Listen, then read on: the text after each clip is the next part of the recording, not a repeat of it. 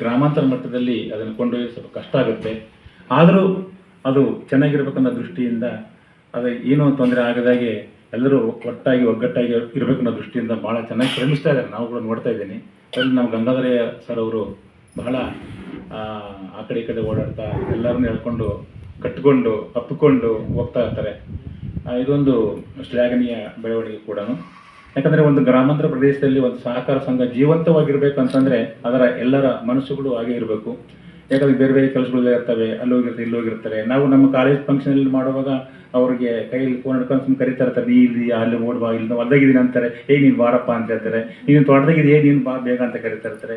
ಅಷ್ಟೊಂದು ಶ್ರಮ ಪಟ್ಟವರು ಕರ್ಕೊಂಡು ಅಲ್ಲಿ ಒಗ್ಗೂಡಿಸಿ ಒಂದು ಸಮಯದಲ್ಲಿ ಸೇರಿಸ್ತಾರಲ್ಲ, ಅದು ಬಹಳ ಮೆಚ್ಚುಗೆ ಸಂಗತಿ ಕೂಡ. ಈ ಅಪ್ಪು ಅನ್ನೋ ಹೆಸರೇ ಒಂದು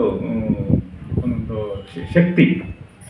ಆ ಶಕ್ತಿ ಹೆಂಗಂದರೆ ಅದರಲ್ಲೂ ಯುವ ಮನಸ್ಸುಗಳಲ್ಲಿ ಆ ಹೆಸರನ್ನು ಕೇಳಿದ್ರೆ ಸಾಕು.